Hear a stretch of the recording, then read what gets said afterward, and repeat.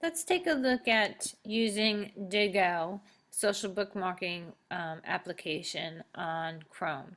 So the first thing you want to do is go into your Chrome settings to make sure that you have the Diigo extension installed.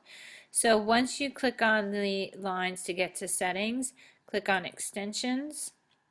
And you'll see here that I do have it enabled already, but if you didn't, what you would do is just click on Get More Extensions and do a search on Diigo. It's Diigo. And then just go ahead and select the Web Collector Capture and Annotate. That's what you want to have installed.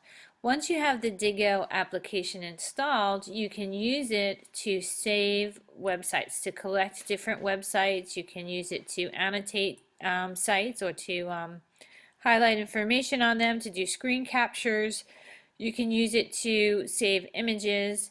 It really is very versatile. So let's go and see how that works. So I'm going to open a new tab here, and I'm going to search on Diigo. I want to add the Diigo homepage, find some other information so that we can add it to our Diigo account. So I'm going to go to the Diigo homepage, and if I click here where it says Learn More, this might be a good resource for us to use when we are writing the section in our book on Diigo.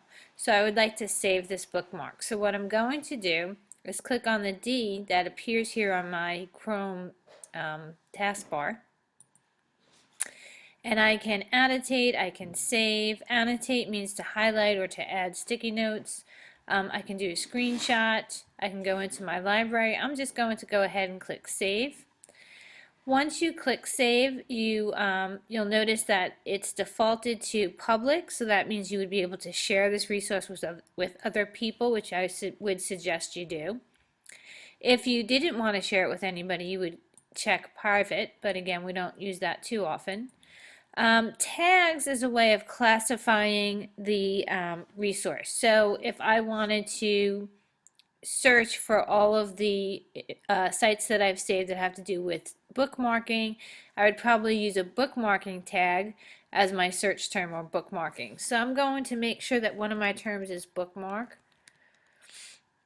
I'll notice that one pops up that's called social bookmarking, so I'm going to add that because obviously I already have something saved to my Diigo account or my Diigo library called social bookmarking. I'm also going to go ahead and just call this Diigo. And I think that's it. There are some other options here as well. I can add it to a list. So if I wanted to create a list, is sort of like a folder of all items that have to do with a particular subject matter. I could create a list. I can share it with a group, which we probably will be doing that throughout this project.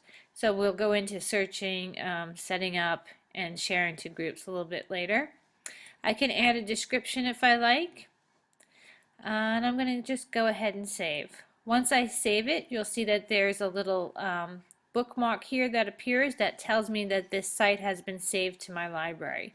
I can also annotate. So as I mentioned earlier, I can select a highlight tool and I can highlight part of the information if I want to.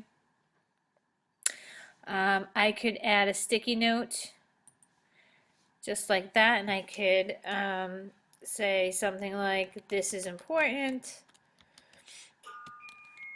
I can make it private or public, and then I can save that.